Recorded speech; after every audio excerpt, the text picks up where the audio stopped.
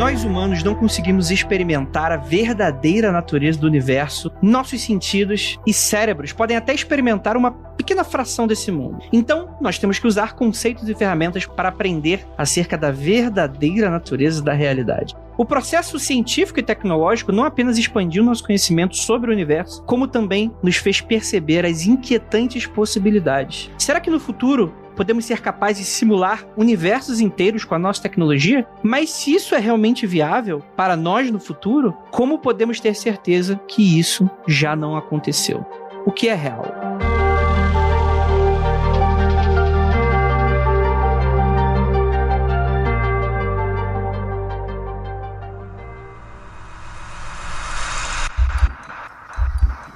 Não há nada de errado com seu áudio. Adentramos agora através dos seus sentidos. Estamos preparando você para o que vai acontecer nos próximos minutos. Além do que conhece por tempo e espaço, o contato com algo além. Não conte para ninguém e nunca olhe para trás, pois este é Mundo Freak Confidencial.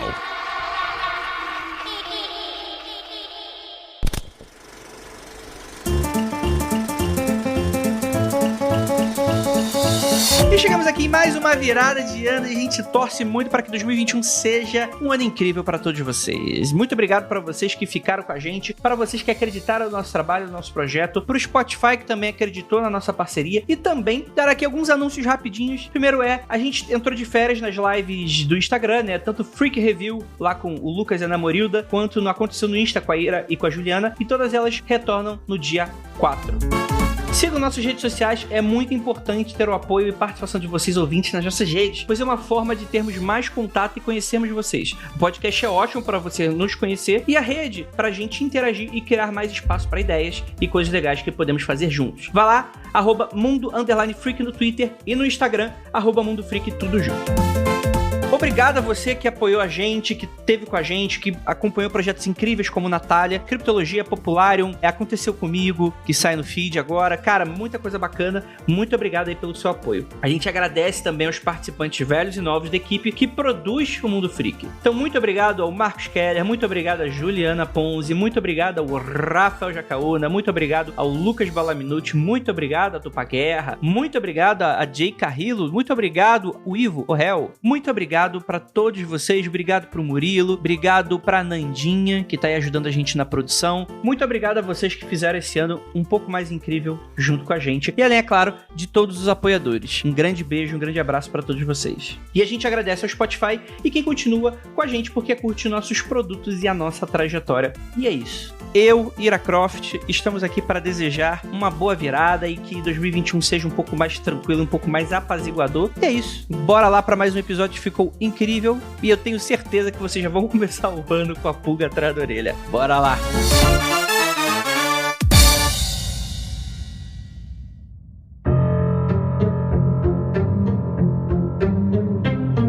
Longos dias e belas noites, queridos ouvintes e ouvintas desse meu Brasil veranil. Desse final de ano, você vai ter o inferno. Porque se 2020 não fez você alterar suas percepções de realidade, não fez você questionar as engrenagens cósmicas do universo, é porque você não teve o 2020 correto, alinhado com os astros, que somos todos nós que estamos gravando esse podcast. Eu sou Andrei Fernandes, host desse maravilhoso programa aqui, Mundo Freak Confidencial, e pra me ajudar temos aqui ela, nossa especialista em Physical, Jay Carrillo. Peraí. Nossa, perdemos a Jay com 5 minutos de podcast. Isso é um recorde. Oi, pessoal, tudo bem? Se vocês acham que física e filosofia não andam juntos, a gente fala sobre a caverna de Platão, não é mesmo? E você falou sobre juntar física e filosofia? Eu tava mandando um texto pro Lucas, que quando tu coloca lá universo simulado, você acha muita coisa legal. Pô, tem uns textos que são super bizarros. Mas enfim, não tô dando dica de receita pra ninguém procurar texto merda, não. Vamos voltar aqui. Temos aqui nosso queridíssimo Rafael Jacaúna.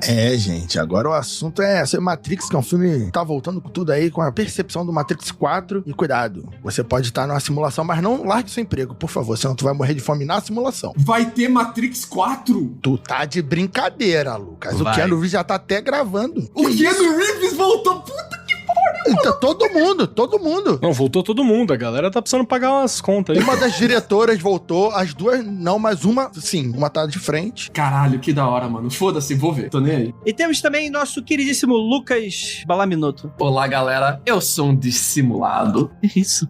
Nossa senhora. Lucas Balaminora. E temos aqui também nosso queridíssimo filósofo, o cara das ideias, e que também é de humanas, Marcos Kelly. Estou aqui hoje para fazer uso daquele diploma que eu quase não faço uso no mundo freak, que é o diploma de filosofia. Normalmente estou falando das capirotagens e da história. Gente, vamos lá. Universo simulado. Antes de qualquer coisa, eu tenho absolutamente certeza que às vezes, ouvinte, você tá caindo aqui de paraquedas nesse tema, você não faz a mínima ideia, apesar de que, durante diversos episódios do Mundo Freak, a gente já citou, pelo menos en passant, a teoria de universo simulado, a hipótese, melhor dizendo, já que não é uma teoria científica, mas é uma conjectura, né? É uma ideia, né? Um aventamento de coisas interessantes que provavelmente não vão fazer qualquer diferença na tua vida, mas que são muito interessantes pra você sair da sua casinha nessa viradinha de ano de 2020 pra 2021, antes do desgraçamento total, pra você alterar um pouquinho as suas percepções do universo. Que é o seguinte, gente, eu não sei começar esse tema. Por onde eu começo por ele? Tipo, então, gente, você tá num programa de computador e é isso, você vive na Matrix, é isso? Posso dar uma introdução? Fala. A gente vai vir lá de trás, então. Na física, a gente tenta descrever o universo no qual a gente se encontra através de regras, tudo bem? A gente cria as regras e a gente quer que essas regras sejam generalizáveis. Elas sirvam para descrever qualquer situação, né? As leis da física que a gente constrói têm variáveis. Essas variáveis são valores que variam, por isso são variáveis, de acordo com o estado do fenômeno que a gente está estudando. Então eu quero estudar ali o cabeção do Andrei,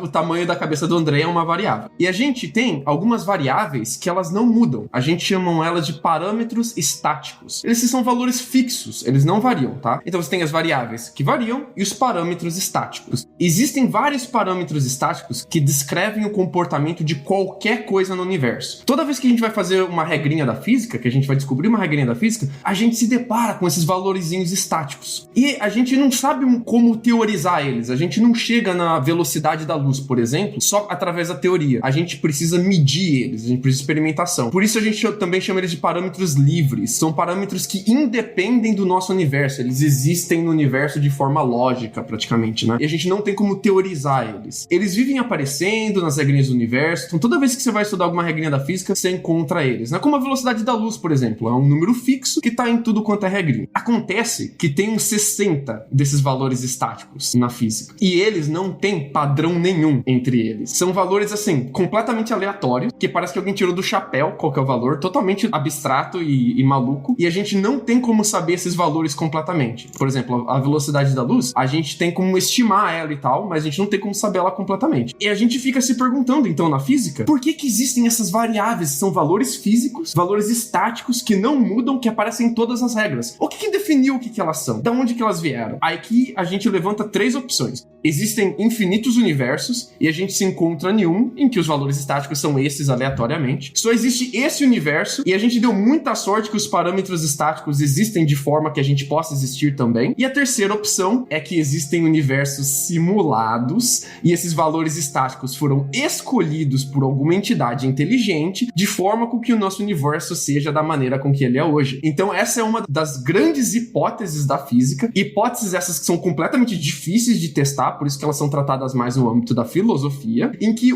por que tem esses valores nas regras do universo? Esses valores completamente aleatórios e sem padrão. Será que alguém escolheu esses valores? Será que alguém está simulando a gente? Esse universo existe com esses valores porque essa pessoa quis ver o que acontece quando ela usa esses valores? Entra aqui a teoria do universo simulado. Eu acho, de verdade e de coração, que quem fez isso tudo foi a CD Projekt Red, e isso explica todos os BOs e os chabus que estão acontecendo em 2020. Tá muito claro e já datando o episódio logo de cara. Aquele abraço. E a EA também, os dois juntos. Caralho, a CD Projekt Red tá muito fodida, bicho. Eles estavam caminhando tão bonitinho. Manda Cyberpunk pra nós. Lançaram essa merda desse jogo pra sempre, eles vão ficar marcados nessa porra de bug. Pra sempre, pra sempre. Pra sempre, pra sempre, pra sempre. Eu posso fazer uma... O Lucas, ele fez uma introdução física. Eu posso fazer uma mais filosófica aqui do Nick Bostrom. Bostrom. Oi, Boston Medical Group? Como é que é? Broston. Tem um filósofo chamado Nick Bostrom, que ele vai fazer vai usar Platão, né, e a mitologia da caverna, não, vai associar com a ideia, né, da caverna de Platão, que tem 3 hipóteses, né, da filosofia.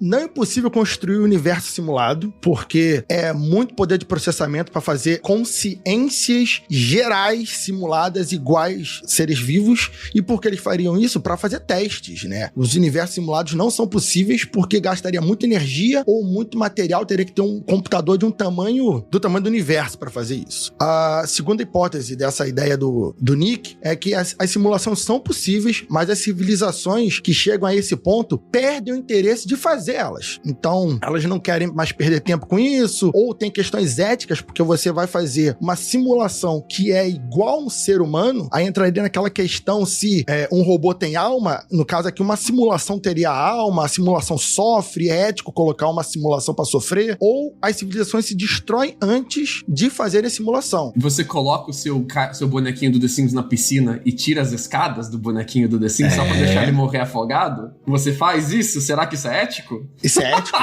Então essa terceira ideia dessa segunda hipótese, elas se destroem porque, por exemplo, você cria um óculos de realidade virtual maravilhoso, põe uma pornografia de uma qualidade incrível e as pessoas simplesmente não evoluem mais porque elas param, né? O universo para porque elas estagnaram e as pessoas acabam, né? Elas, apesar de ter a tecnologia, elas não progridem mais nessa direção. Ou a terceira ideia dele, do Nick, a simulação são possíveis. E quase certo que vivemos em uma. Por quê? Porque existem muito mais pessoas simuladas do que pessoas de verdade no universo. Então, proporcionalmente, numericamente, a chance de nós aqui falando e vocês aí nos ouvindo sermos pessoas simuladas são muito maiores, porque nesse universo que é possível simular, você simularia infinitos universos para tudo, para bancos, fazer negócio de números, para sistema bancário, sistema escolar, sistema de guerra. Todo mundo teria um simulado desse. Então tem muito mais pessoas simuladas que têm consciência e sofrem do que as pessoas reais. Então provavelmente nós seríamos simulações. Eu posso aprofundar um pouco essa ideia dele do argumento estatístico da simulação? Porque é muito legal. Não, porque vocês estão entrando na porra cabeçuda no início do podcast, aí o ouvinte aí, vamos com calma. Já desligou, né? Já desligou, não, vamos... Já desligou o ouvinte já foi embora, falou simular o caralho. Mas isso é introdução, rapaz. Calma aí, vamos empurrar a estatística um pouquinho pra frente até acabar o cast, aí a gente não fala. Vamos falar daqui a pouco. Antes de qualquer coisa, Jay, você aí é que devia estar falando de física aqui desse podcast. O que o Lucas falou faz sentido, porque assim, tudo isso que o Rafael falou e tal, é muito, síndrome do protagonista. Não, porque eu sou protagonista da minha história e todo mundo é NPC nessa porra. Você concorda com esse ponto de vista? Durante muito tempo, eu acreditei muito nas realidades simuladas, porque a probabilidade diz que realmente tem capacidade de existir sim. Não necessariamente como uma superpopulação simulando a nossa vida, mas existe a capacidade de você simular coisas por partes, né? Ter basicamente uma cidade, uma super cidade, que consiga simular pedaços menores, né? Só que antes de eu ser essa pequena gafanhota que estuda física, eu acreditava muito na superposição de ondas, né? Aquele momento que você pode ter escolhas diferentes. Por exemplo, você pode escolher o azul, pode escolher o verde. O que vai acontecer com a sua vida se você escolher o verde? E isso entra muito na equação de Schrödinger, né? O clássico do gato. Você só vai saber se o gato tá vivo ou morto dentro da caixa quando você olha. Então, a gente faz as nossas decisões quando olha essa função de onda, né? Que é a função de estado é como o sistema funciona, só que na física quântica. A partir do momento que a gente olha pra essa função de estado, ela quebra. Pegue no bumbum. Seguinte, tem um problema aí. Eu tenho um problema com essa porra desse gato do Schrödinger. Primeiro que eu vou pedir pra você explicar pro nosso queridíssimo ouvinte que porra é essa. A física tem um problema com ele, relaxa. Não, sim, é claramente a violência animal aí, os físicos estão coniventes com isso. Mas segundo o gato, ou ele tá vivo, ou ele tá morto. Por quê? Porque sim. Posso puxar um pouquinho aqui, rapidinho? Com licença pra todo puxa mundo. Com carinho. Vou dar uma simplificada em algumas coisas. Primeiro que o gato do Schrödinger, Desse velho aí. Escolhe um aí, aquele que você quiser. Ele é um exercício mental. Jamais vai funcionar com o gato. Não aconteceu de fato. Não tá acontecendo. E se você tentar, o gato vai morrer, provavelmente. Isso é um exercício mental onde você pega uma situação micro, e no caso bem micro mesmo, que a gente tá falando de uma questão quântica, e você abre ele. Se ele não morrer, ele vai ficar muito puto com você. Porra, errado o gato não tá. Muito puto com você. E aí tem uma parada que eu quero levantar um pouquinho antes, porque vocês já chegaram descendo porrada na tecnologia e não sei o que, e papapá. E, mano, quando o Rafa puxou o Platão, eu falei assim, legal, a galera vai lá atrás pra dizer que essa discussão sobre viver numa realidade simulada... Não é importante. Ela é antiga. Não, ela é antiga pra caralho, ela é muito antiga. Você tem discussão nisso até na Ásia, na China antiga vai ter algumas questões a partir de uma versão de como você observa a realidade e tal, eu já posso chegar num canto desse, mas é uma discussão muito antiga da filosofia já. Inclusive, ela é tão antiga que você encontra versões delas, tanto no Rousseau, você encontra ela no Descartes, quando o Descartes ele vai discutir a ideia do gênio maligno, né, que ele tem um texto onde ele fala sobre o gênio maligno, que o que seria isso? É o Descartes só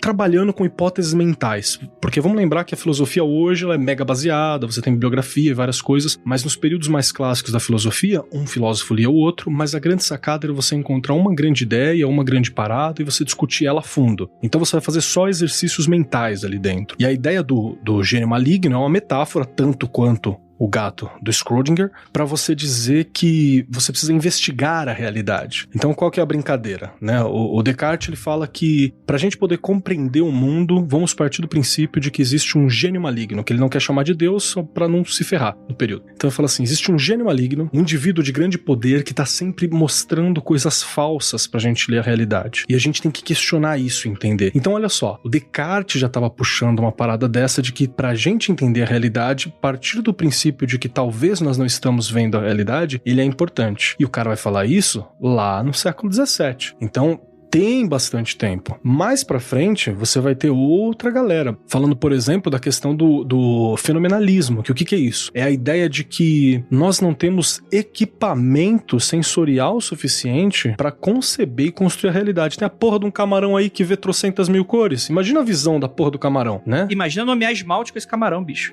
Imagina a escala Pantone desse camarão. O camarão é foda. E ainda vamos lembrar que nós, seres humanos, nós temos ali 3 caracteres de cor, né, que a gente tem na visão. Algumas pessoas têm o quarto, né, que é o famoso tetracromata, né, que é o cara que vê tudo, e eu sempre gosto de lembrar da história daquela professora, acho que é da USP de artes, que ela chegava pros alunos e falava assim, olhem para aquela folha verde que a gente vai pintar. Aí os alunos pegavam a tinta verde. Falava assim, não, você consegue ver os veios amarelados com um tom de vermelho que levanta os alunos? Claro, tamo vendo.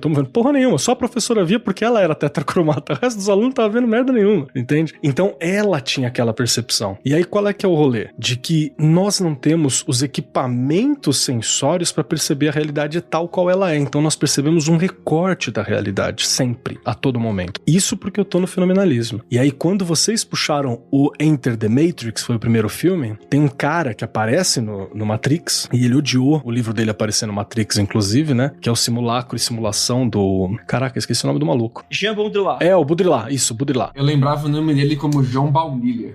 Eu me segurei tanto pra não falar. Eu sempre chamei de Baudelaire. Baudelaire eu acho que é outro, mas tudo bem. Eu acho que escrevia poema. Ah, então deve ser outro. Abraço pro Flor do Mal. E aí tem o seguinte, o Baudrillard ele fala que existem simulacros e simulações. O que é o simulacro? O simulacro seria um simbolismo de algo que não existe mais, mas que você mantém aquilo. É como se fosse uma estrutura baseada em N coisas menos a realidade. E o que é a simulação? É uma representação da realidade, não é a realidade em si. E ele advoga no livro inteiro que o ser humano já vive numa realidade simulada. A gente não vive mais na realidade objetiva. A gente tá cheio de fantasias em volta da gente, a gente tá cheio de conceitos em volta da gente que não representam uma realidade material, nem representam uma ordem natural. Por exemplo, várias ficções que a gente tem, religião, justiça, podcast. Isso que a gente tá fazendo aqui é uma leitura da realidade que muita gente aqui pode tomar como uma realidade propriamente dita, mas mesmo assim não quer dizer que seja. Então a gente já vive numa realidade simulada antes mesmo de chegar na discussão de uma realidade simulada tecnológica, que seria uma evolução natural da realidade simulada que a gente já vive hoje. E Jay, fala do que é o gato de Schrödinger, o que é essa coisa da física quântica com bastante facilitazinho, porque eu sou burro. Finge que o André é tipo presidente. Aí você explica como se fosse pra uma criança de 3 anos. Então, é que antes eu acreditava, antes de eu partir pra realidade simulada, eu tinha essa noção das escolhas, foi tipo a minha premissa pra começar a entender a realidade simulada. O gato de Schrödinger, como o Keller disse, disse, ele é um exercício mental do qual você imagina que tem um gato dentro de uma caixa e lá dentro tem um sisteminha do qual tem um veneno, um vapor de veneno dentro de um vidro, do qual esse sistema consegue quebrar esse vidro, o vapor sai e daí você não sabe se o gato vai estar vivo ou vai estar morto. E você só vai conseguir saber quando você abrir essa caixa. Tudo isso porque a equação de Schrödinger, ela é equivalente à nossa segunda lei de Newton, que é F igual a m vezes A. E isso representa um sistema. E quando a gente vai representar sistemas na mecânica quântica, a gente tem a equação de Schrödinger. Então a gente está falando de um sistema, certo? Esse sistema, ele tem a massa dele, ele tem como ele se comporta, né? E daí, o que traduz o comportamento desse sistema é a nossa função de onda. É por isso que existe a superposição da função de onda, que é quando você olha. Quando você olha o que vai acontecer, pronto, aquela vai ser sua realidade, você entendeu? Você pode abrir uma hora e o gato tá vivo, ou em outra instância, com outro gato, você pode abrir e ele tá morto. Deixa eu fazer uma pergunta, pra ser bem didático. Quando eu jogo uma moeda pra cima, eu coloco a mão em cima dela quando ela cai. A gente tem essas duas não é isso? Não, porque... Não, tem nada a ver. Não, por exemplo, é mais em questão de escolha. Por exemplo, tem um livro, o livro é Matéria Escura, que o cara, ele consegue criar essa caixa de Schrödinger pra fazer com que a gente seja o gato, entendeu? Então a gente consegue, vai independer. A gente pode estar vivo, pode estar morto. Depende de quem for ver, o que vai acontecer com a gente. É que assim, André, tem uma diferença entre a gente não saber o resultado de um procedimento e o universo não saber o resultado do procedimento. Quando a gente fala em onda se colapsando em um resultado, por exemplo, a onda de luz se colapsando em um ponto, o universo ainda não sabe o que vai acontecer. Quando você joga a moeda pro cara ou coroa, o universo sabe se é cara ou coroa, tá lá. Não, calma aí. É você que não sabe ainda. Não, calma aí, Jamie, explica isso aí. Não faz sentido. É tipo, então é de fato igual o NPC é gerado só quando eu tô no loading, só quando eu faço o loading na página, é isso? Jay, explica pra ele usando aquele exemplo da luz que passa pelo... Tanto que é onda quanto partícula quando passa pela fenda. Então, Andrei, a dualidade de onda-partícula, ela é basicamente uma propriedade que é da luz. Ou seja, ela vai se comportar tanto como onda quanto partícula, dependendo de como você vai olhar pra ela. A gente precisa lembrar que a luz, ela é formada por pacotinhos de energia, né? Que são os fótons. Ele vai se comportar de forma diferente quando você olha pra ele de forma diferente. Por exemplo, no experimento da fenda dupla, quando você tá jogando um feixe de luz ali, ele vai fazer um padrão que não vai ser coerente com o de partícula, assim, de onda. Então, se você joga ele, por exemplo, na dupla fenda ou numa fenda só, ele vai se comportar de dois jeitos diferentes. E isso é muito estranho, porque a gente sempre achou que a luz fosse uma onda. Porque, por exemplo, quando a gente joga uma pedrinha na água, né, ela forma padrões de ondas, e a gente achava que a luz se comportava daquele jeito. Mas quando a gente vai trazendo ela para sistemas mais fechadinhos, que é no caso da fenda, ela se comporta de um jeito diferente. Na realidade, tudo começa a se comportar de um jeito diferente quando a gente vai vindo pro microscópico, para as questões subatômicas. E a gente vai falar um pouquinho mais pra frente também, que esse é o grande problema da força gravitacional, né? A força gravitacional, ela não consegue agir em coisas pequenininhas, ela só consegue agir em coisas grandes. Por isso que a gente acha que a gente tá com um defeito aí na nossa teoria. Não, calma aí. Então você tá dizendo que esse experimento de onda, de dupla fenda aí, que é igual o seguinte: você tem dois buraquinhos, e aí você coloca o olhozinho em um, aí tem um peixe. Tá vendo lá, tem um peixe na bandeja. Aí você tira o olho daquele buraquinho e coloca o olho no seu outro buraquinho. E aí aquele peixe, na verdade, é um gato. Aí tu pergunta, que porra é essa que tá acontecendo? Tem alguém me zoando, isso aqui é pegadinha do João Kleber. É isso? Não faz sentido. Então, gente, é simulado. Nem precisa continuar escutando esse podcast. É simulado. Quando você vai jogar videogame, qual que é a forma mais econômica do seu processador, seja ele um console ou seu PC, onde você está jogando videogame, de apresentar o jogo pra você? Ele não precisa renderizar o jogo inteiro. O videogame não precisa calcular todo o universo dentro dele, todas as ações, mostrar o gráfico da cidade inteira. Ele só renderiza o que tá perto do jogador. Ele vê ali, o jogador tá nessa área, eu vou renderizar só o que tá ali em volta daquela área. O que tá longe daquela área não precisa ser renderizado. E a gente vê um indício disso na física. Muita coisa não é renderizada enquanto ela não é observada. Sabe aquela pergunta antiga e sempre simples? A árvore faz barulho se ninguém tá... Quando ela cai, ela faz barulho se não tem ninguém pra ouvir? Isso é filosófico. Tecnicamente, não, porque ninguém pode provar, mas se tiver alguém pra provar, ela tem alguém pra provar, então ela faz barulho. Então, ela renderiza ou não? Fala, Essa árvore renderizou ou se o Cyberpunk 2077 travou? Exatamente. Esse é o conceito filosófico da parada. Gente, às vezes até eu me confundo, porque eu fiz esse experimento, mas mesmo assim eu fiquei assim, Não, é o tipo de coisa que é mais fácil visual. então, por isso que eu tava tipo, calma, deixa eu ver se eu falei certo, perdão. Eu quero acrescentar uma outra coisa, que há também um outro argumento que se soma a isso, que você vai ter muita gente falando também na filosofia, de se pensar, fazendo questionamentos filosóficos sobre questões físicas, sobre experimentos físicos, que também eu tô falando aqui do alto do meu não formação em física, que existe também uma economicidade em determinados aspectos quando a gente fala, por exemplo, dos fractais. Então, ao invés de você gerar algo completamente novo, né, que deveria ser novo, e você ter problema, porque você tem que renderizar algo completamente novo toda vez que você fosse diminuindo, você tem o comportamento fractal, que é só um espelhamento do que foi renderizado anterior. Então, é como se fosse assim, para facilitar, a realidade tem alguns métodos que são um padrão muito específico e que se repete de uma maneira que é difícil você falar que é aleatório. Né? Há um porquê de acontecer. Você olha pra natureza fazendo aquilo e fala, poxa, se fosse simulado, não é que é uma simulação bem embolada? E aí tem mais uns truques ainda, que, por exemplo, algumas coisas que... Falou embolado? Calma aí, Rio de Janeiro.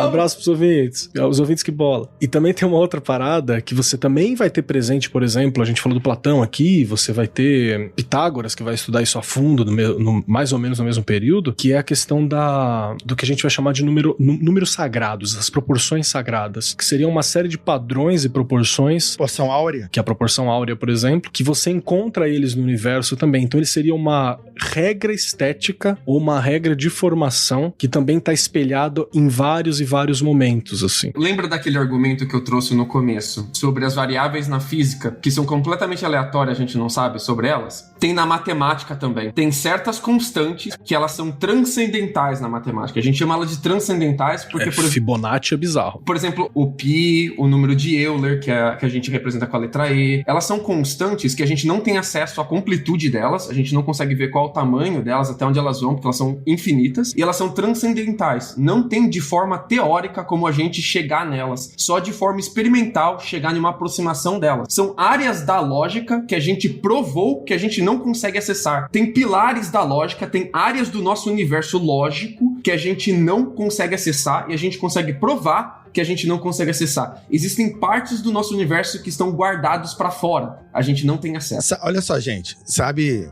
aquela frase, também aquela o pessoal gosta de falar? Uma folha não cai sem que Deus saiba. E faz sentido na programação, porque Deus é o arquiteto. Deus é a placa de vídeo! E ele programou o universo pra funcionar de uma forma. Então, exatamente, se a folha cai é porque ele programou pra ela cair da forma que ele programou. Então faz sentido essa frase pela lei da simulação, pela regra da simulação. Em algum lugar tem que fazer sentido isso aí, né? Pois é. Só pra não se estender muito, você citou o exemplo de computador, e eu só queria deixar isso um pouco mais claro pro nosso ouvinte. Todo mundo aqui já jogou o Doom clássico? Já. Se você não jogou, roda no teu browser. Procura aí que você deve achar pra rodar no browser. Coloca Classic Doom e você joga assim, e o que acontece? Hoje tá todo mundo acostumado com jogos de tiro. O Lucas citou essa coisa da renderização e tal. Isso talvez fique muito, pra quem não é gamer, isso fique muito numa área muito complexa, porque a pessoa não tem muita noção de, por exemplo, que você vai pra uma área de loading, que aí, obviamente, você não vai estar com o chefão final te esperando lá, que, tipo, tudo você vai encaminhando por pacote, porque o seu computador, ele não tem processamento, como o Lucas falou. E como é que você vai resolver esse problema? Antigamente, antes dos computadores conseguirem fazer 3D, o que é o 3D? O 3D, o CG, né? O que é você tá vendo aquele mundo virtual, aquele mundo em 3D. Aquilo nada mais é do que uma conta matemática. Espaço poligonal. Exato, espaço poligonal. Isso nada mais é do que um mundo que ele vai simular um 3D pra você. Por que simular? Porque a ideia é que quando você gira a câmera pra um lado, o mundo acompanha, como se estivesse girando a cabecinha do personagem. Só que aquilo de fato não é um 3D real. É 2D, tá na sua tela do seu computador, tá na sua tela da sua TV. Exato. O universo é 2D. Mas ele tá simulando um 3D visto de vários ângulos. O que tá se movendo ali são os vetores matemáticos. E na época do Doom, você não tinha tinha como renderizar um mapa do jogo do Doom, que é o quê? Que é lá, você mata os demoinhos, é lá em Marte, tudo bonitinho e tal. E aí que o John Carmack, esse cara que ele é uma das pessoas, um dos caras incríveis, né, responsáveis por diversas questões aí, blá blá blá, ele criou um conceito chamado de raycasting, que é o seguinte: por o seu computador não ter processamento, o que acontece? Só é renderizado o vetor do qual você está olhando. Então isso vai se encaixar com tudo isso aqui que a gente está falando nesse primeiro momento. Existem evidências sérias, físicas, de que em momentos muito específicos e que a gente quase não tem acesso, a gente tem acesso, sei lá, das últimas décadas pra cá, a gente conseguiu chegar meio que no limite disso, que é, opa, a gente só descobre de fato o que é isso se a gente estiver olhando. Se a gente não tá olhando, ou se a gente olhar de outra forma, talvez isso aqui seja outra coisa. Talvez nem seja, né? Talvez nem veio a ser. Essa é a parada. Então, exatamente. Então, é muito interessante. Se você colocar raycasting no Google, você vai ter um pouco desse aspecto. Isso que você tá falando, Andrei, o nome filosófico disso é predicamento egocêntrico, tá? É a visão da filosofia que só existe aquilo que sua mente experiencia e nada mais. O universo só existe para renderizar aquilo que você vai ter como experiência, aquilo que você tá vendo, aquilo que você tá ouvindo, aquilo que você tá pensando, e todo o universo depende de você para existir. E você aqui não é exclusivo, tá? Por exemplo, o universo pode só existir para você e só existir para o Jacaúna de maneiras completamente separadas, e quando vocês têm que interagir, faz que nem um MMORPG e bola a interação ali entre vocês, entendeu? Então o nome disso é predicamento egocêntrico, e é uma das primeiras vertentes da filosofia que vem no século XVIII tentar responder pra gente a pergunta: o que é real? Porque antes do predicamento egocêntrico, o que a gente tinha era o solipsismo, né? Que o Keller puxou ali de Platão, e a ideia era: como que eu digo se algo é real ou não? E os filósofos chegam à conclusão irredutível de que não temos como concluir o que é real ou não. Eu só tenho como concluir que alguma coisa tá gerando o meu pensamento, seja meu cérebro ou uma simulação ou qualquer outra coisa tá gerando o meu pensamento. E a única coisa que eu realmente consigo dizer que é real é que algo está gerando o meu pensamento. Então a gente parte do solipsismo, que é completamente abstrato, só existe meu pensamento e nada mais. E a gente entra então no predicamento egocêntrico, onde o universo realmente existe de forma simulada, mas só aquilo que está sendo renderizado para mim naquele momento, e as coisas que eu não estou experienciando, elas ainda não vieram a existir, mas se eu sair correndo pelado na rua, o próximo quarteirão vai ser renderizado para mim. Provavelmente sai pelado e não sai pelado, galera, sai com roupa.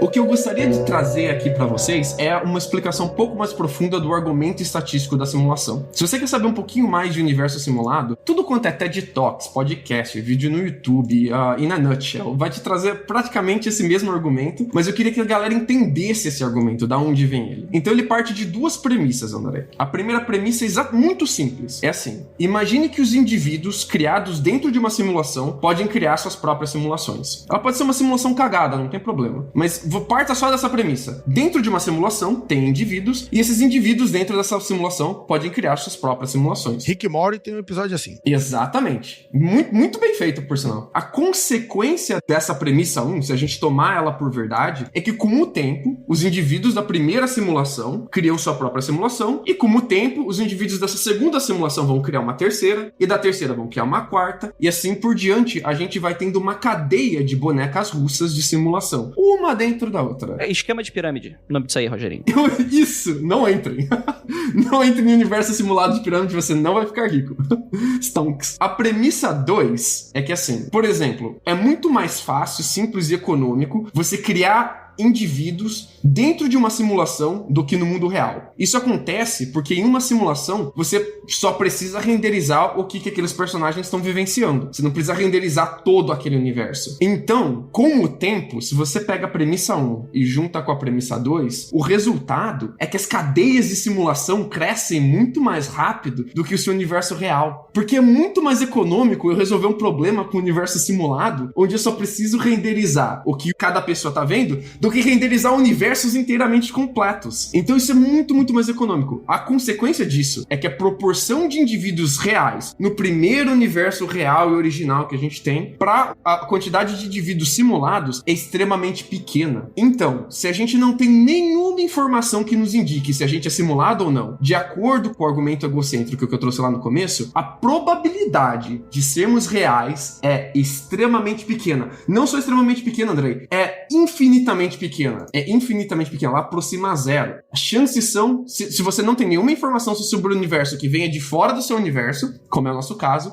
a gente é simulado. Jay, me defende, bate nele. Então, eu não consigo, porque por muito tempo era nisso que eu acreditava. Acho que só mudou tem 1 ou 2 anos quando eu li sobre o Roger Penrose. Eu não consigo te defender, Andrei. Busca outro. Olha só, tem um livro muito engraçado, né, que é o Guia do Mochileiro das Galáxias, que ele vai ter um dos livros, que eu não lembro qual, que vai ter um cara que vai defender que o universo não tem vida, que o universo, ele não tem vida, porque proporcionalmente ao tamanho do universo e à quantidade de vida que tem no universo, numericamente a vida é tão ínfima o número dela que tende a zero. Então o universo não tem vida. É mais ou menos isso que ele tá falando. A quantidade, aquilo que eu falei lá na ideia filosófica 3. É tão grande a quantidade de pessoas simuladas que existe que proporcionalmente às pessoas reais do primeiro universo é que provavelmente nós somos simulação. Isso vai gerar um paradoxo, né? A pergunta é, qual é o universo original então e o que gerou ele, né? E a gente cria esse problema que a gente não consegue chegar no universo original. E eu só quero lembrá-los que vocês estão falando, lembrar os ouvintes, vocês aqui da minha mesa, meus companheiros, eu não quero lembrar nada não. Vocês tá tudo bem, pode continuar aí. Mas quero lembrar os ouvintes que tudo isso está com uma roupagem moderna, a gente tá falando de renderização, a gente tá falando de simulação, a gente tá falando de coisas assim, mas são discussões que dentro do ambiente da filosofia e da religiosidade você tem faz tempo. 3.000 anos.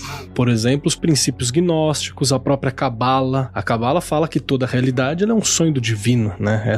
Algumas linhas de Cabala, tá? Não é todas. Então você já vai ter uma colocação dessa. Ou mesmo as ideias gnósticas de que esse universo foi criado por um demiurgo, né? E a gente tá aqui como The Sims do demiurgo, enquanto ele descabela o palhaço e toca o terror. E essa é a realidade que a gente tem, e o objetivo é sair dessa realidade. Inclusive teve uma galera que deu uma surtada em determinado momento e falou, vou sair da realidade, vou arrancar meu sangue pra fora do meu corpo, vou puxar o meu pescoço. E aí o pessoal falou, não faz isso não, quer dar uma mancada e tal, né, morrer não dá saída. Só que assim, Keller, esse pensamento estatístico, ele tem limites, tá? Ele não é um pensamento sem limites. Imagina assim, André, você vai tentar rodar Cyberpunk 2077 no seu PC de 1995. Não, calma aí, vamos parar com essa palhaçada. Não existe 2077. 2077, ô seu maluco. Que 2077 é esse? O Lucas foi alfabetizado em inglês. Ele fala 2077. O Sasha. Tá, o Cyberpunk 2077. O que tem ele? Imagina você vai tentar rodar o Cyberpunk 2077 em um PC de 1995.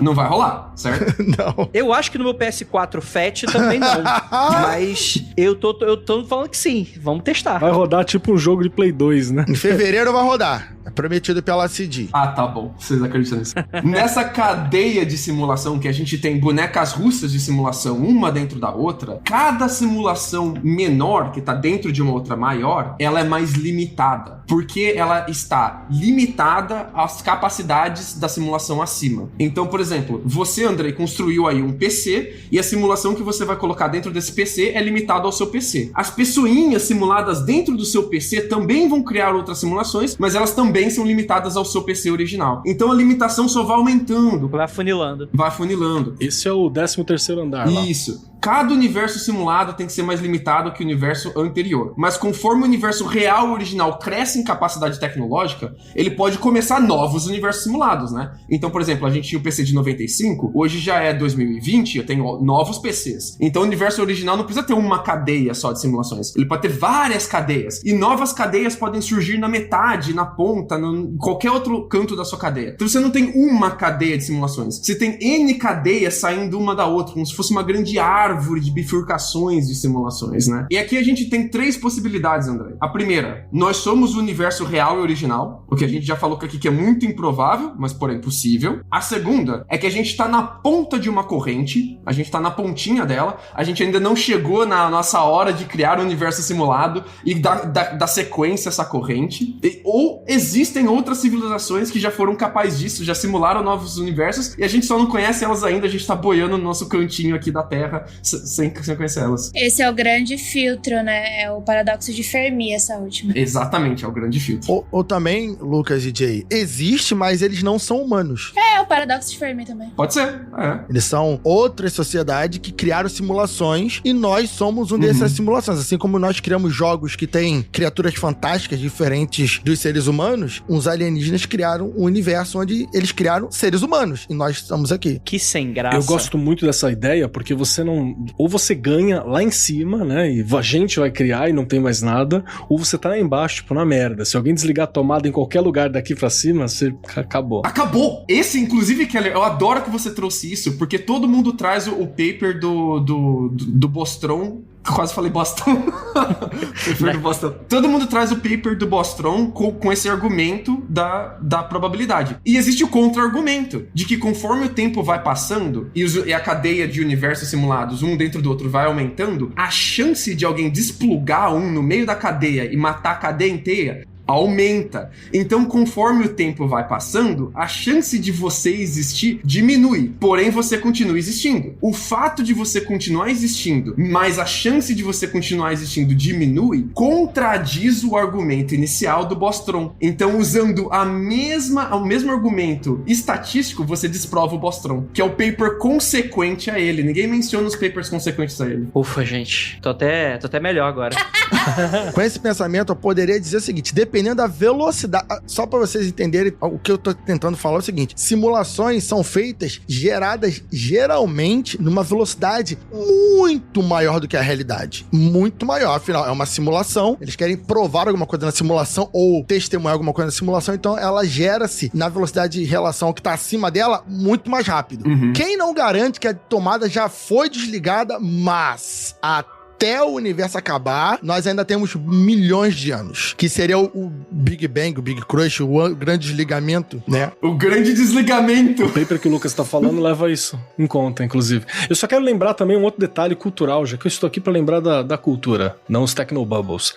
Se você é cristão, você já acredita na realidade do universo paralelo sendo criado, tá? Só pra avisar. É base da tua religião. É bom lembrar isso. Seu Deus criou em 7 dias porque ele era um puta programador, tá ligado? O cara era bom. Em uma semana de crunch ali, ele fez. Porque ele tava fazendo um freela ele tava fazendo um freela muito apertado, cara. Pediram pra sábado a parada. E criou em 6. O 7º dia ele descansou, porque ele é gente. O cara é monstro. 6, no 7º dia ele só compilou, só. Gente, eu tô passando mal, gente. Compra um ferro novo. Para, gente, eu tô me sentindo muito mal, gente. Que isso, final do ano. Eu posso convidar vocês pra criar um universo simulado enquanto a gente conversa? Não quero. Você vai estender o sofrimento? É tipo gente que teve filho em 2020. Sim, tô falando com você, Mizanzuki. Gente que teve filho em 2020 tem que ser criminalizado esse negócio aí. Caralho, é o anticristo mesmo, né, bicho? Como é que você dá continuidade em 2020 pra alguma coisa da tua vida, bicho? Inclusive, Andrei, se você parar pra imaginar como que a gente identificaria o universo simulado é através de bugs. Qual o lugar que é muito bagunçado, muito zoado, nada funciona, nada dá certo? Brasil. O Brasil é o bug, porra. O Brasil é a prova que isso aqui é tudo simulado na Terra, rapaz. Começa com B. O Rio de Janeiro é onde você joga os restos de código, né? Lá que você larga tudo e o bagulho tá um comendo o outro, né? Aqueles comentários sem noção do cara que já foi demitido faz 5 anos e ninguém sabe pra que funciona aquela parte do código. Vai tudo ficando no Brasil. É só comentário, né? Do programador. Não mexe se não dá merda. O Rio de Janeiro são os comentários da parte do código que não compila. Tá escrito lá, pular essa parte. Gente, eu gostaria que vocês parassem com a brincadeira, porque só Rio de Janeiro é meu lugar de fala apenas. É meu, né? É meu também, né? Você não, você é o Fluminense, Baixada Fluminense aí. Mas eu moro no estado, eu não tô falando da cidade. Tudo bem. Aí você, teu lugar de fala é o estado do Rio de Janeiro, minha cidade do Rio de Janeiro. Então o meu lugar de fala é muito maior do que o seu. Então vamos ter que definir isso. eu vou ter que concordar. Rapaz, tá aparecendo até o Twitter. Aqui é rápido. Ninguém pensa, só fala.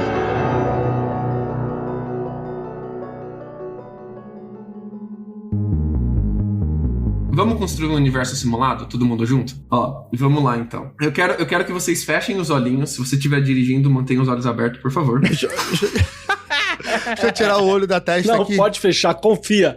Confia que o programa vai dar certo. Fecha o olho aí e depois manda mensagem pra nós. Deus na direção! Ele que programou. Deu no comando, bicho. Toca pro pai que o inimigo cai. Eu só acelero, Deus que pilota. Vambora. Vamos lá então, fecha os olhinhos aí e imagina um universo feito à tela do seu computador. Ele é 2D, então ele tem pra cima e pra baixo, pra esquerda e pra direita, mas ele não tem profundidade, tá? Ele é 2D como se fosse uma folha de papel ou a tela do seu computador. Ninguém morre afogado aqui. Isso. Agora imagina que esse universo 2D, ele se estende ao infinito, tanto pra cima, quanto pra baixo, quanto pro lado, quanto pro outro, com uma mega telona, uma puta tela de infinitas polegadas, beleza? Agora eu quero que você imagine que esse universo feito tela, ele é quadriculado. Ele tem linhas horizontais e linhas verticais, equidistantes, na mesma distância uma da outra, como uma grande tabelona, como um grande papel quadriculado. É o Excel. Igual ao Excel. Cada quadradinho é um pixel. Nesse universo que a gente está criando, esse pixel é a nossa unidade mínima de espaço. Não interessa qual o tamanho dele, ele é um quadradinho ali, tá bom? Cada quadradinho ele pode estar cheio, que significa que tem matéria ali, ou pode estar vazio, sempre que não tem matéria. Agora imagine que alguns quadradinhos estão cheios, existe matéria neles, outros estão vazios, sem matéria, e existe nesse universo regras de como esses quadradinhos vão interagir. A regra que você inventa. Então pode ser que um quadradinho, quando tá do lado do outro, os dois se aniquilam, ou um quadradinho, quando tá do lado do outro, os dois se multiplicam e viram vários quadradinhos, tanto faz. Agora, a gente vai tomar distância, e bem longe desse universo feito Terra.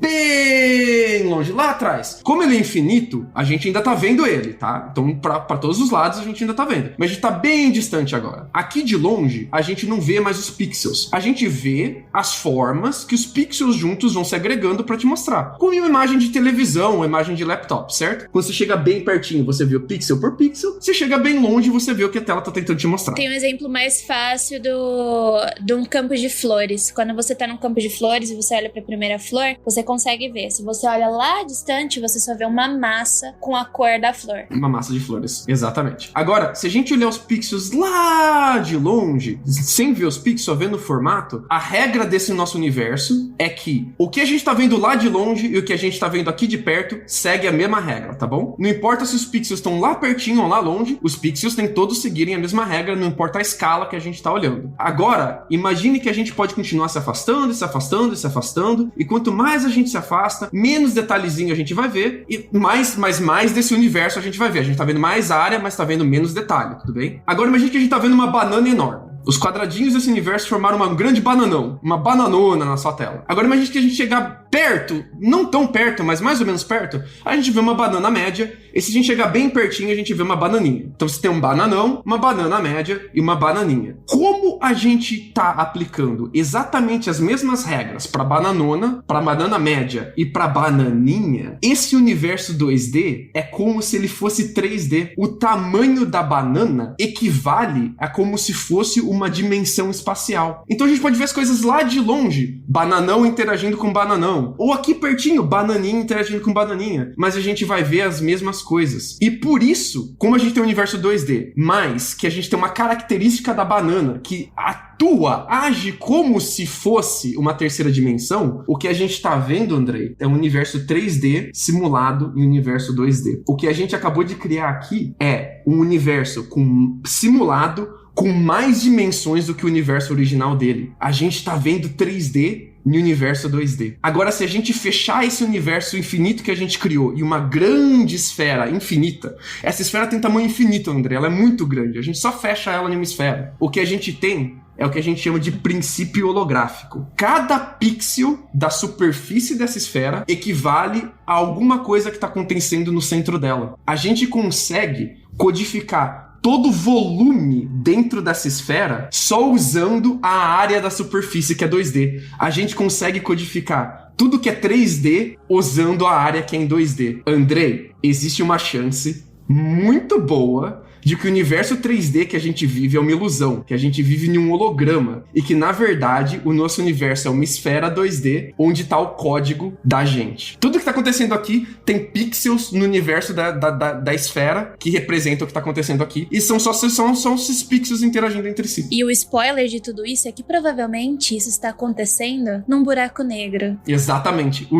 Os buracos negros, Andrei, o que eu acabei de descrever para você é um buraco negro. Eu acabei de descrever a dinâmica de informação de um buraco negro. Então, existe uma chance forte do nosso universo ser um buraco negro e infinitamente longe da gente é uma esfera. A gente está no centro dessa esfera, infinitamente longe da superfície dessa esfera, e tudo o que está acontecendo aqui, na verdade, é um holograma dos pixels na superfície dessa esfera. Deixa eu falar um negócio aí. É muito legal porque, por exemplo, eu tô aqui com o Keller, com o Rafael, que ele joga RPG, por isso inventam muita coisa. Os cientistas é a mesma coisa, gente. A questão é que os cientistas recebem mais dinheiro, e aí eles têm mais e fazem menos coisa, e aí eles têm tempo de pensar essas groselhas. Isso aí nem faz sentido, bicho. Nem faz sentido. E eles falam isso com vontade, né? Você fala isso com vontade e aí vale. Eu tava puto outro dia porque Einstein, ele só conseguiu fazer o que ele fez porque ele trabalhava com patente. Na época dele, ninguém patenteava nada, então ele tinha tempo pra refletir. Eu tava puta da vida, não com Einstein, mas comigo mesmo, que eu não tenho tempo pra refletir.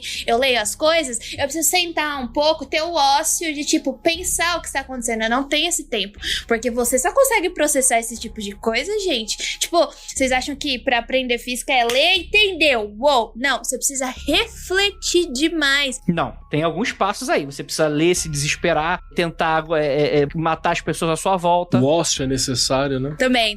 Só pra falar mais uma coisinha aqui. Tudo isso que o Lucas falou, pra quem quiser entender um pouco de cabala, ele descreveu o que os sábios cabalistas, os filósofos cabalistas, e pra quem se doeu, porque eu falei filósofo cabalista, lembre-se que na filosofia grega antiga havia pouquíssima distinção entre religião e filosofia, tá? Era praticamente a mesma coisa. E os filósofos cabalistas, que seriam ali os filósofos de origem judaica, já teorizam sobre isso quando eles falam que há um princípio imutável que você tem ali, que você não consegue compreender. Há um princípio compreensível que, curiosamente, também tem o formato de esfera, seria a Keter, e ela se varia em dois polos que interagem entre si construindo a realidade, que, para facilitar, seria a severidade de um lado, né, e do outro a misericórdia, que é só para dizer que são duas coisas antagônicas, que seriam um 0 e um 1, para formar toda a construção da realidade. Então, novamente, são ideias que a gente está discutindo há muito tempo, cada vez com novas ferramentas, com novo maquinário, com novos questionamentos, com novas tecnologias que vão se reformando e se reconstruindo,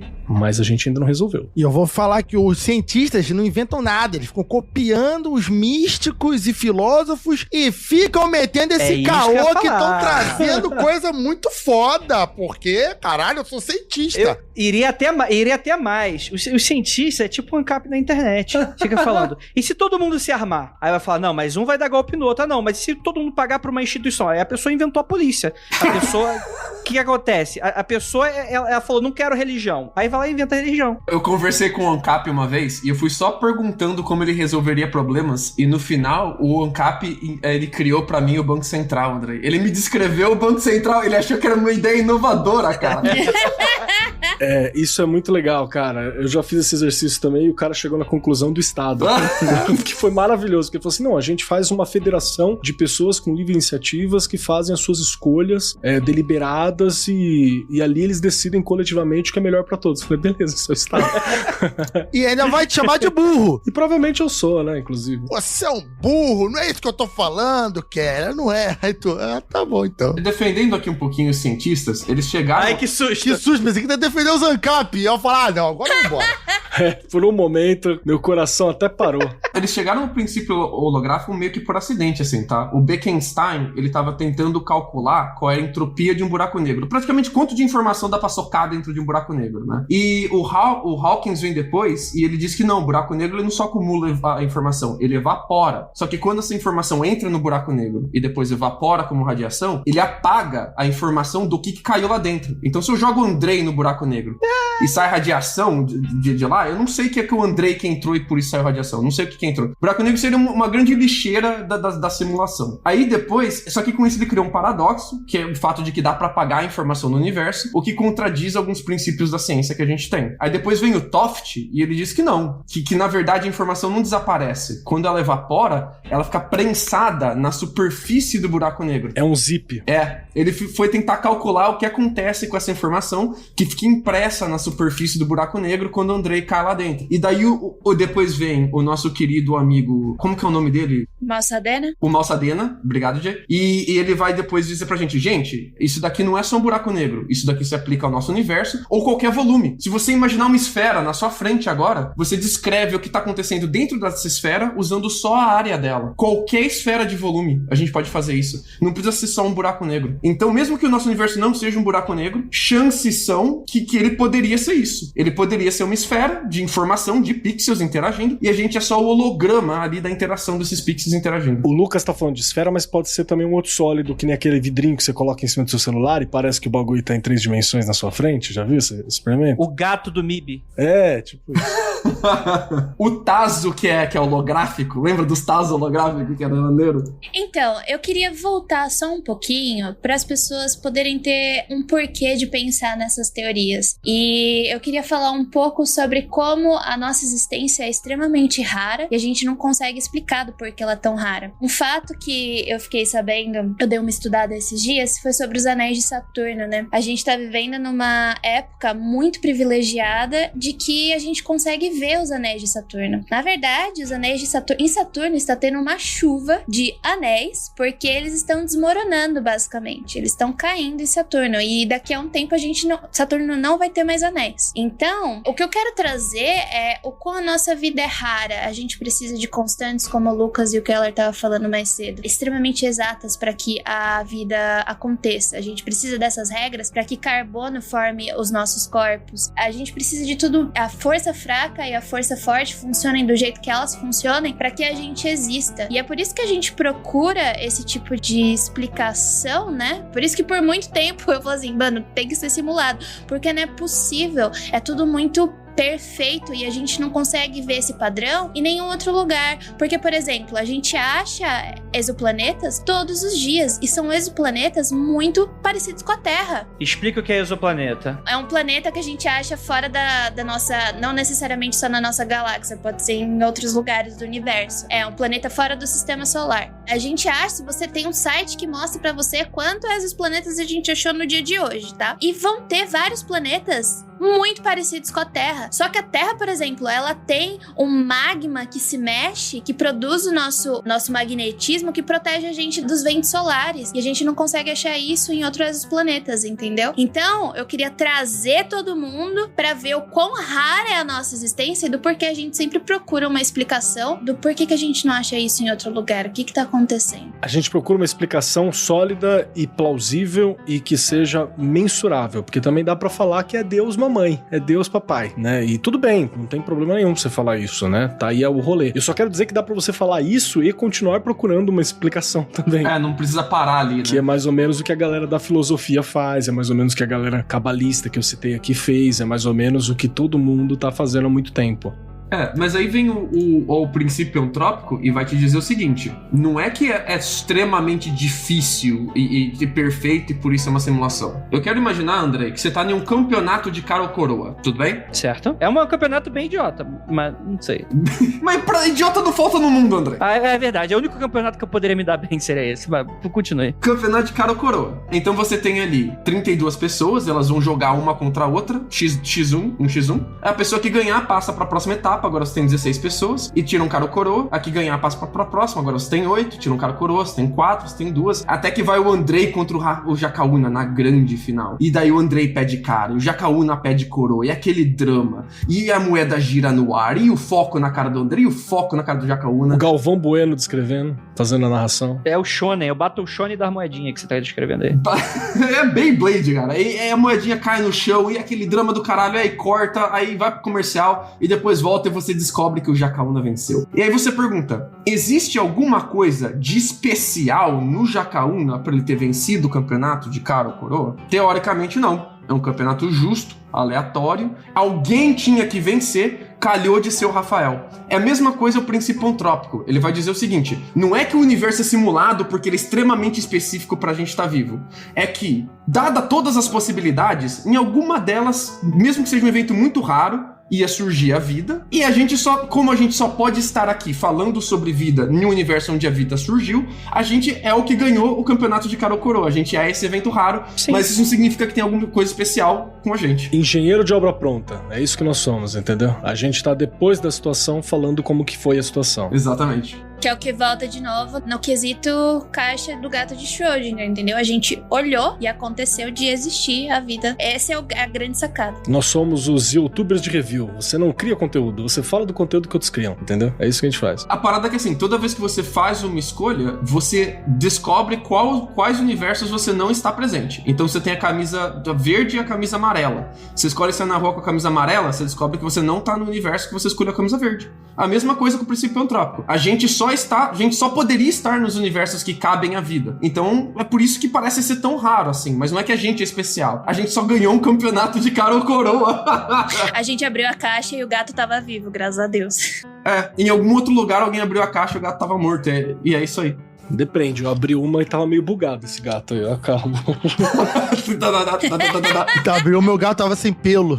Tava assim. Eu falei de princípio holográfico em um podcast e ninguém entendeu nada.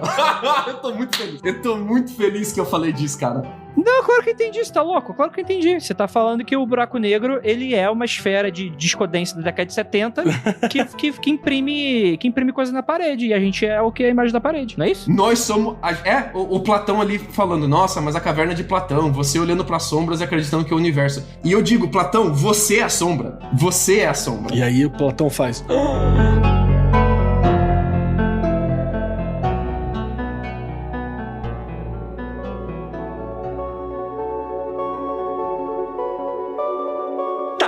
Ok. Foda-se.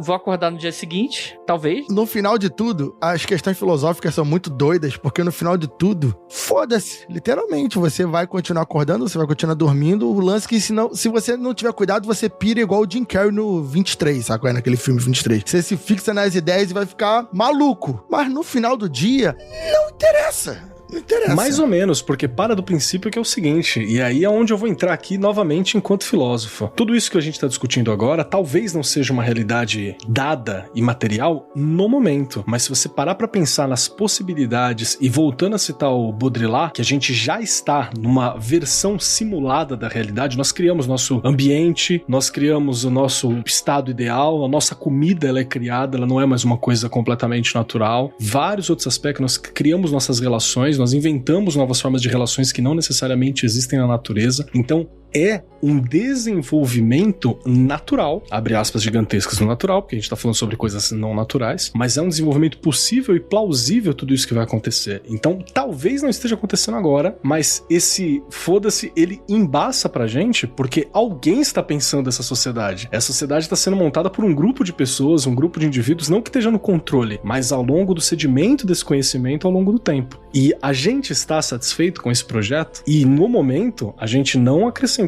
ainda todas as questões tecnológicas. Se a gente começar a colocar uma pitadinha de transhumanismo, por exemplo, aqui, aí, meu amigo, você vai ver todas essas questões e as questões de desigualdade, as questões de construção de uma sociedade indo para um ponto extremamente além. E devo lembrá-los que toda essa discussão, por exemplo, de transhumanismo e de como isso se reflete na sociedade, na construção de uma realidade, na interpretação dessa realidade, ela tá na esquina do nosso século. Ela não tá bilhões de anos na frente, né? Ela tá na esquina nossa aqui. E é por isso que eu não vou pra questão filosófica, porque pra mim não é tanto faz. Pra mim eu dou uma pirada legal, eu gosto de ficar só nos numerinhos ali, bonitinho, porque a questão filosófica pra mim pega bem mais. Eu acho maneiro perguntar pra quê. Vai, a parte do princípio que é uma simulação. A pergunta aqui é pra quê? Tipo, o que eles querem? Ele tá simulando a gente primeiro, ou ele quer simular o universo e a gente é só um acidente na simulação? Se pá, a pessoa que tá simulando o universo nem percebeu que simulou a gente ainda. Posso fazer um apelo? Papai do céu, que tá aí no comando da simulação, não me tira da simulação. Eu quero continuar tendo o gosto e o sabor da carne. Muito obrigado. Amém. Valeu, Cypher. Abraço, Epoch. Uma das partes interessantes também disso é que as simulações, como eu falei lá no início, elas podem servir para infinitas coisas. Por exemplo, a nossa simulação pode ser que foi criada, digamos, com uma sociedade humana ou alien, não interessa. Muito avançada, não vou lhe dizer no futuro, porque esse é o presente, né? Não é o futuro, é uma sociedade no presente simulando a nossa. Pode estar testando sobre condições que eles próprios tinham há 1000 anos atrás, e nós somos esse momento há 1000 anos atrás, sobre o desenvolvimento deles. E eles podem estar, por exemplo, testando informações de pobreza, informações de se aqueles indivíduos XYZ daquela sociedade e tal conseguem avançar de tantas formas diferentes. Então, ratinho de laboratório, a gente faz isso. Todos os sofrimentos, percalços, crise. Será que se colocar uma pandemia aqui, como que essa sociedade vai reagir? Pô, uma pandemia. Se colocar... Carta surpresa, né? Levanta assim, pandemia. Tá entendendo? E vamos colocar um desgraçado pra liderar a pandemia no Brasil. Que tal? Também, né? Exato. Como que vai ser? Fizemos uma simulação aqui que todos os presidentes do mundo pensam de tal forma. Vamos colocar um ou outro presidente fazendo essa merda aqui. Como que essa... Aí, questão, essa mesma situação que a gente falou, já demos 2 exemplos de ele colocar uma com os presidentes fazendo coisas positivas e uma outra colocando meia dúzia de presidentes fazendo cagada. Então já são 2 simulações diferentes. E coloca a Nova Zelândia, né? Pra ser o caso de merda, é daqui que vai ser a humanidade, né? Tudo isso pode ser a simulação, aí entra aquela outra questão. a ética. Porque se nós somos uma simulação e nós somos tão bem simulados que, assim como as pessoas no primeiro mundo, pro mundo real, somos conscientes e eles que nos criaram sabem que nós somos conscientes, é ético fazer a gente sofrer, é ético. Entra naquela questão de inteligência artificial, de alma e tudo mais. É sim, é ético sim. Será que eles se importam com ética? Ninguém se importa com ética, cara. Ética é uma construção que a gente fez recentemente. Estamos se esforçando pra se preocupar com ela, inclusive, porque tem dia que a gente esquece seletivamente vários momentos. Então é muito complicado, cara. E quero lembrar o seguinte, episódio do Black Mirror pode ser tudo um Tinder, né? Às verdade é só um Tinder aqui. Não, a gente tá aqui pra dar match, cara, e você aí solteiro. Obrigada, Lucas, eu sou solteira. Obrigada, viu? Ou ainda, tudo isso que tá aqui pode ser uma aleatoriedade e o único aqui que tem complexidade suficiente pra ser considerado um ente é você, Andrei. Todos nós que estamos aqui somos NPCs construídos dentro de uma série de parâmetros que faz com que a gente pareça diferente e pensa só nos entroncamentos que foram feitos para que a gente chegasse nesse momento. Tinha que nós sermos ouvintes, tinha que o Rafa ter dado essa ideia lá atrás de montar. Vamos parar de falar de Vingadores, vamos falar de casos insólitos. Não a Jay tem que ter ouvido, tem que ter topado ali, teve que ter batido com o Jacaúna assim, bacana, e tá nos episódios, o Lucas que foi sair lá do interior de não sei aonde, me achar no puta do rolê, só pra gente chegar aqui agora e você ter noção da construção da sua realidade, que é falsa. Keller, você é um mensageiro de fora, né? Para com isso. Não vou despertar, filha da puta. Não vou despertar. Vou ficar quieto dormindo. Não vou. Agora eu vou colocar aqui a preposição. Rafael Jacaúna, fizemos um episódio sobre física dos discos voadores. Vem comigo, agora vocês... Agora eu vou. Vocês me deram insight. Segura aqui, pega na minha mão. Se a gente é uma projeção de um buraco negro, se a gente é uma projeção do buraco negro, o que é os OVNIs, se não os... Eu não sei nem, os Game Masters colocando a mão ali na simulação. Sabe quando você encosta na TV e dá aqueles tremelique na imagem? E se os OVNIs são isso? Eu pensei que você ia falar que os OVNIs são bugs, que eles são às vezes vistos, às vezes não vistos, porque eles são bugs, né? Não, mas é copiar a Matrix, eu não queria copiar a Matrix, eu queria fazer uma coisa nova e acabou sendo pior, porque eu sou uma pessoa limitada. Você sabe que o Grant Morrison, ele fala que os OVNIs, na verdade, eles são uma parte da força que tá tentando manter isso aqui funcionando. Eles são tipo, eu vou dizer que são os anticorpos. O GM? Eles são os GMs, são eles que fazem essa gestação das coisas aqui, só que eles não podem ter uma influência direta e pessoal, né, pra não contaminar demais. Então, contaminar com a dúvida, beleza, foda-se, mais uma dúvida, né, nesse meio de mundo. Mas eles estão ali coordenando. O legal é que você pode pirar foda nos propósitos do universo simulado e você pode pensar tanto nos propósitos que envolvem a humanidade e nos que a humanidade é tipo um evento aleatório que aconteceu por chance. Os que envolvem a humanidade que eu mais gosto é o do museu. A gente pode ser uma grande simulação de museu. Tipo uma sociedade de 100 mil anos daqui pra frente simulando como era a Terra. Isso é Star Trek, hein? Opa! Isso é Westworld. Parece muito Westworld, né? Porque Westworld é uma grande simulação. A gente não tratou da possibilidade dos seres do mundo real poderem entrar na simulação pra jogar ela, né? Eles podem estar aqui jogando. A gente pode ser tudo NPC e tem 2, 3 caras só que tá jogando o Brasil World.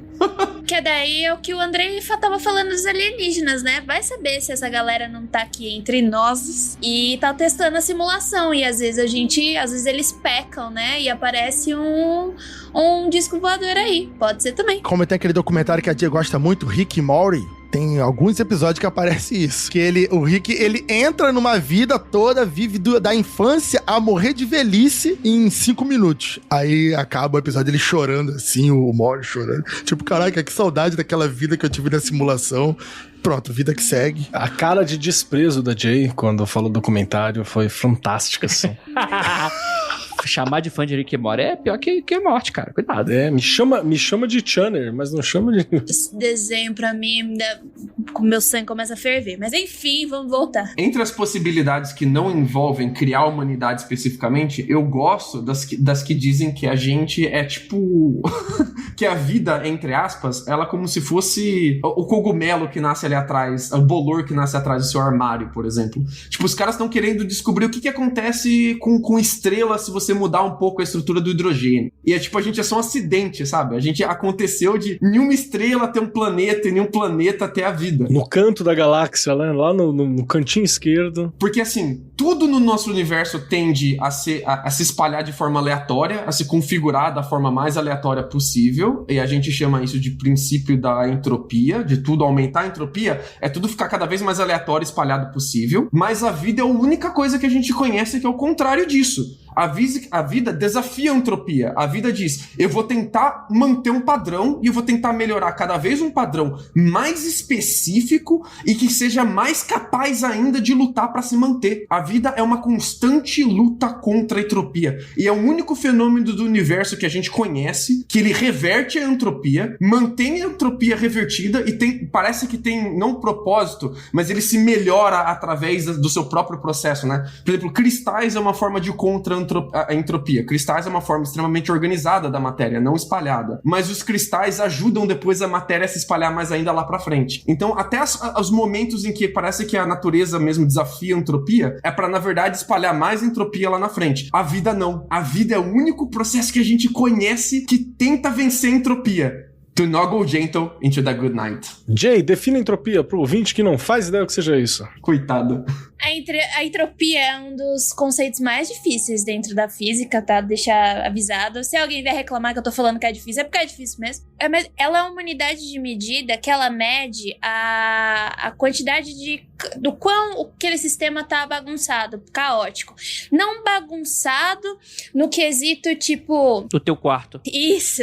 Na verdade, são tipo, cada sisteminha, ele pode se organizar de uma forma. Então, ela é a unidade de medida que mede esses tipos de bagunçamentos desses sisteminhas, tá? Então, por isso que a gente sempre fala, a medida de caoticidade do sistema. Não é só porque tá bagunçado, é porque as coisas, elas têm a tendência a ser arrumadas de jeitos diferentes. Deixa eu fazer de uma maneira mais burra que é o que eu entendo. Deixa eu falar que entropia eu entendo. Entropia é o seguinte, prepare-se. Entropia fala sobre... Em algum momento você vai explodir e todo o resto do universo vai explodir e não vai ter mais nada. É isso. Tô errado? Não, as coisas vão se desorganizando. Ele não precisa ser só sobre o universo. Ele pode ser sobre o seu copo de água, André. O seu copo de água tá numa temperatura certa e essa temperatura... Eu entendi. Mas o que é relevante é que é o seguinte, não vai existir mais planeta, não vai existir mais estrela, vai só existir um bando de buraco negro no universo. A consequência a muito longo prazo é essa. Tudo vai se espalhar até um ponto que nada mais tá conectado. Nem buraco negro, Andrei. Nem buraco negro. Até o buraco negro. A gente precisa lembrar também que a entropia, ela tá ligada diretamente à energia que tá ali naquele sistema, tá? Quanto mais antrópico, menos útil é a energia daquele sistema. Menos coisas você consegue fazer com ela. E a vida é justamente o contrário. Você tentar usar a energia para utilidades extremamente específicas. Que é você reproduzir o padrão de vida, que tenta reproduzir mais padrões de vidas, cada vez mais sobrevivendo. Que gasta uma energia desgraçada, né? E é muito doido isso. Se o universo foi feito pra simular, sei lá, como estrelas se formam, como buracos negros se formam. Se o universo é feito por um propósito grandioso, a gente é o bug dele. Porque o universo tá codificado pra ter uma entropia que aumenta e a gente tá diminuindo ela. Ou então a gente é o experimento. Diminuindo a entropia, não. A gente só não tá colaborando com ela. Mas a entropia do universo vai. Então, a entropia vai. A gente só não tá... A gente é a parte do universo que não tá colaborando com ele. Platão não é a sombra aqui. Aqui Platão é o bug. Só pra deixar claro que o Lucas falou que a gente tá aumentando a entropia, mas não, o universo tá diminuindo a entropia porque tá se expandindo, tá? Só pra deixar claro. Meu Deus, o Lucas falou que a gente tá aumentando a entropia sendo que tá diminuindo. É diferente. Nessa escala micro nossa. Nessa mega escalinha micro nossa. O universo tá cagando, o universo vai se espalhar e você vai morrer. Não tem como. Você é um espaguete empapado na sopa de alguém. A caminho do zero absoluto, né? A caminho do zero absoluto, inclusive. Depois de toda a energia se for, vai só existir o zero absoluto. Nem o seu pico de calor não vai existir nada. Mas é o seguinte, o Lucas falou dessa questão de que a gente pode ser só um mofo na parede, atrás do micro-ondas. Eu tô lendo um livro de ficção científica chamado Piquenique na Estrada. Alguém já ouviu? Já leu? Lógico. Jay, lógico! Aí, nós três aqui. Porra, a Jay, bicho, a Jay é um monstro, bicho. Ela já leu tudo. Ai. Não tem como vencer. A Jay é a entropia da literatura de ficção científica. Então, o Piquenique na Estrada é muito interessante. Só pra dar um contexto, né? Ele é um livro escrito por dois irmãos, o Boris e o Arkady, que eu não vou falar o sobrenome porque é russo. então não vou saber pronunciar essa porra, mas é um livro que foi escrito durante ainda a União Soviética e tal, um livro de ficção científica, bem crítico, inclusive a União Soviética é bem interessante. Ele é uma ficção científica com uma ideia muito maneira, que talvez alguém já tenha reproduzido de alguma maneira, só que eu não conheço tanto de ficção científica, que é o seguinte: os aliens chegaram, eles despejaram um bando de bosta e eles foram embora. E a história do livro é essa. A gente não chegou aqui eles não chegaram pra uma invasão, eles não chegaram pra melhorar a humanidade, foi uma parada de caminhoneiro que eles fizeram, a gente não sabe o porquê, a gente não sabe o que eles são, a gente não sabe nada sobre eles, e ficou os dejetos dele. Então, o livro conta a história de stalkers, né, que seriam pessoas contratadas para entrar nos grandes lixões, aspas, que tem... Não é tipo assim, sei lá, tem uma coisa brilhante que tu estuda, não. São as paradas que invariavelmente vão te matar, porque você não sabe lidar com aquilo. São coisas que, tipo assim, tem um recipiente que, tipo assim, é um disco de um lado, um disco do outro, por algum motivo você não consegue afastar esses discos e nem aproximar esses discos, e de alguma maneira eles funcionam como um recipiente de alguma coisa. Como é que você faz pra entender isso durante a leitura? Você não entende. É a parada mais Lovecraftiana, sem ser New Weird, que eu já vi. Porque você não entende o que é aquilo, e nem os seres humanos eles vão lá pra morrer, ou pra se arriscar, pra tentar estudar o que esses seres deixaram, que não, tipo, pelo que dá a entender, estão cagando de fato, eles só foram embora. Então, tipo assim, me lembra quando você fala que a gente é apenas um mofo, me lembra muito isso. Tipo, a gente é o dejeto da parada. Eu não li o livro, mas basicamente... mas alguém vai falar aqui, ó. Eu sei, você tá ouvindo, vai falar assim, eles podiam ter jogado em Marte, eles podiam ter jogado em Vênus, tem vários... Você não entendeu. Eu acho que eu entendi que é o seguinte, o lugar mais próximo que eles estavam passando na hora era a Terra. Eles não escolheram, eles simplesmente foram lá e jogaram, porque não interessa pra eles Marte e Terra igual. Só que a Terra tava mais próxima, eles jogaram o lixo aqui. Pior que na real você não entende nem por que mesmo. Se teve objetivo, se não teve, né? A galera tá tentando entender isso mesmo. Inclusive, fica a dica aí, leiam ficção científica russa, tá? Vai ler o Solaris, o Planeta Vermelho. Tem muita coisa boa e que foge dos brancos americanos falando as paradas, assim. Vai dar uma olhada. Terminando o livro, eu vou ler aquele filme lá do cara que fez a adaptação do Solaris, né? Eu acho que ele fez o Solaris também. Esqueci o nome dele. Acho que ele é russo também. É russo, tá desculpado. É o Stan... Eu não sei falar o nome dele. Eu tô olhando Solaris daqui. Eu tenho uma parte só de ficção científica russa. É o Tarkovsky? Esse fez o filme. Então, tô. É. O Tarkovsky também fez Stalker, que é um pouco baseado no... Se eu não me falha a memória, no Piquenique na Estrada. Mas muda muito. Stalker eu vi. Mas ele é super livre adaptação, né? Ele não segue. É, total. Mas quem fala assim, não, eu estou vendo ficção científica, tá muito doente e tal. Cara, vai no Planeta Vermelho, então, que é mó solarpunk, assim, tipo, uma sociedade ideal que funcionou, saca? Dá até quentinho no coração, assim, você dá uma olhada nas paradas. Esse livro aí, já que o Andrei falou, que não conhece tão bem assim, mas me pareceu muito superficialmente, eu não li o livro, muito superficialmente, aquele Distrito 9, qual é o nome daquele filme que os aliens param aqui na África do Sul e ninguém sabe por que eles pararam aqui, Distrito 9, né? Pousam na África do Sul e estão lá, abandonada, a nave chegou fodida, ninguém sabe exatamente por que chegou e estacionou lá e botaram os aliens nas favelas na África do Sul e ficaram assim. Também é muito doido. Só que ali eles estão... A ideia é falar sobre apartheid, né? Segregação. A ideia acaba sendo bastante essa, né? Eu não terminei de ler o livro ainda, todo mundo lê. É que eu leio de maneira muito lenta. Eu não sou igual a Jay, esse ser consumidor de universos.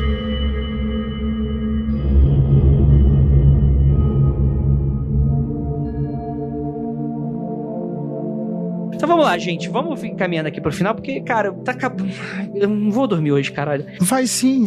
A gente fez umas indicações de livro aqui que não tem muito a ver. Tem muito filme bacana, acho que pro ouvinte fritar o cérebro também, que a gente pode citar, né? Você falou do Distrito 9 e eu lembrei disso. Tem o 13º Andar, acho que é esse o nome, né? Que é justamente uma galera que faz uma máquina que cria uma realidade alternativa e você pode entrar nela. Se não me engano, chama 13º Andar. É mais legal que Matrix, assim, no conceito. Tem o Dark City, que é muito bacana, são os alienígenas fazendo experimentos e é muito legal. Você vê lá o Jack Bauer fazendo um personagem cuzão, isso é sempre legal também. São dois filmes que eu acho que vale a pena. O próprio Matrix, o primeiro, ele tem umas dúvidas, né? O Show de Truman vai falar sobre uma realidade criada. Inclusive, a gente falou aqui do Baudrillard. O Baudrillard, ele fala que Matrix não tem nada a ver com o livro dele, Show de Truman tem mais. E tem o grande Ghost in the Shell, né? Eu indico sempre Ghost in the Shell. Por favor, leia. O primeiro. Sim. Uma outra obra fantástica, assim, que eu acho que tá entre os bastiões da civilização ocidental, e olha que nem é ocidental, você dá uma olhada em Sword Art Online, Online. Puta que pariu. Excelente, excelente. Credo. Especialmente a última temporada agora, que acabou de acabar, tá lá na Crunchyroll. Crunchyroll paga nós, dá uma assinatura gratuita que tá caro, pelo menos, que é fantástico, que é o Alicization, que é muito bom, cara. Pode ir, que é muito bom. Tem muita merda assim no meio, é difícil, eu sei, eu tenho que fazer um esforço pra ver umas coisas ali, mas a primeira temporada e a última é muito boa. Vou até complementar aí. A indicação que eu fiz pra você, Sr. Keller, é que eu não posso falar exatamente o que, porque é spoiler para um caralho. Já tá ao meu alcance. Chainsaw Man, que tá sendo pela Shonen Jump e vai ter uma adaptação pelo estúdio lá do Dorohedoro, que eu não sei falar. Caraca! A Matrix falhou aí, falha na Matrix. Só tem 90 e poucos capítulos e é, tipo, já tá fechadinha a história e, cara, tem muita... Cara, é que eu não... Putz, pior que é tão legal e não dá pra comentar que é, tipo, a parada, tipo assim, dos últimos 4 capítulos, saca? Não dá pra comentar. Mas indiquem também. Relaxa que eu vou chegar lá. Eu vou indicar The Paper Menagerie and Other Stories. Infelizmente não tem ainda em português, mas vai ter. Provavelmente muito logo, porque é um livro sensacional. Ele é um compilado de curtas do Ken Liu, que é um chinês, e é de fazer você chorar. Cada curta me fez chorar de um jeito diferente, André. Eu chorei de maneiras que eu não sabia que dava pra chorar, cara. Por lugares que eu não sabia que saíam água. Né? Exatamente, cara. E ele é extremamente foda. É um tipo de ficção científica sentimental que eu não sabia nem que existia. E uma das minhas histórias favoritas é uma história em que você pode simular qualquer momento do passado exatamente como ele existiu, mas quando você faz isso, só você simulou aquele momento do passado e ninguém mais vai poder simular aquele momento do passado. Você tá literalmente apagando a história quando você tá simulando ela. E é um conceito muito legal, é um outro tipo de simulação com uma mega limitação. O que ele desenvolve os problemas políticos entre países que têm conflitos na história e um país tentando ver os passados do outro, apontar o dedo pro outro, e as pessoas que perderam entes queridos em guerras tentando ver o passado, o que aconteceu com seus entes queridos. É assim, a história é sensacional, eu recomendo demais o livro do Ken Liu. Eu quero recomendar uma coisa, mais uma vez, mas não é livro não, é que vocês leiam a teoria sobre o universo infinito do Roger Penrose, que é o que, já que se vocês quiserem fritar um pouco mais nessas de universos simulados, tem uma teoria aí recentinha não, porque ele já trabalha nela já tem um tempo, mas o Penrose, ele acabou de ganhar o Nobel, né, porque ele conseguiu comprovar que uma das respostas da equação da relatividade de Einstein são os buracos negros, comprovando a existência dos buracos negros, e ele tem uma ideia alternativa do que é o nosso universo, e ele diz que o nosso universo, ele é infinito, ou seja, se quando teve o Big Bang tinha uma sopa de fótons, elétrons e várias coisas, essa sopa de fótons, elétrons e várias coisas continua existindo hoje, só que numa escala muito maior. Então ele divide o nosso universo por eras. A gente teve a era do Big Bang, a gente tem a nossa era agora, e talvez tenha existido uma era muito antes do Big Bang. É bem interessante, se vocês quiserem aí fritar, que nem a gente deu uma fritadinha no princípio do holograma e etc. Dá uma passadinha lá pra ver a teoria dele, que é legal. Eu me segurei bastante hoje porque eu adoro essa parte. Pra mim, a equação de Schrödinger e a primeira onda da mecânica quântica, ela é fascinante. Pra mim, foi a minha entrada pra essas teorias mais alternativas do nosso mundo. Se vocês quiserem, dê uma olhada, que é um início bem tranquilo e dá pra ir bem mais além. Não é sobre simulação, mas é sobre exercício mental. Um filme que é de 2000 e... sei lá, filme de 2010, 2012, chamado Jogo do Apocalipse. É um filme Estados Unidos, Indonésia. É um filme interessante sobre um exercício mental de apocalipse, onde alunos e um professor vão discutir sobre as regras de viver num bunker. Então é um exercício mental e tem várias questões filosóficas que o filme apresenta que são tranquilas de entender e apresentam de forma interessante. Vale bastante a pena. Jogo do Apocalipse. Isso aí, gente. Eu tô muito orgulhoso de vocês. Todo mundo com a recomendaçãozinha, bacana, bonito. Murilo, corta tudo. Mentira. Cara, a galera lá no chat, a Agatha, Brendo, Caroline, Thales, bateu um papão a Débora durante o episódio, cara, e foi maneiríssimo a galera no chat conversando sobre o episódio, adicionando informação, corrigindo, foi muito legal mesmo, obrigado de coração pra todo mundo que tava aí no chat assistindo a gente gravar. A dica pra vocês é ouvir de novo, mas com estado alterado de consciência, a sua escolha. Quem foi aqui que teve um menino aqui nos comentários que falou, gostava muito daquela comunidade do Orkut, só existem 2.000 pessoas na Terra, o resto é figurante. É isso, gente, gostaria muito de agradecer a todo mundo que até aqui, e é aquilo, o universo não existe. Feliz 2021. Puta que me pariu, Anderson. Isso é muito Douglas Adams.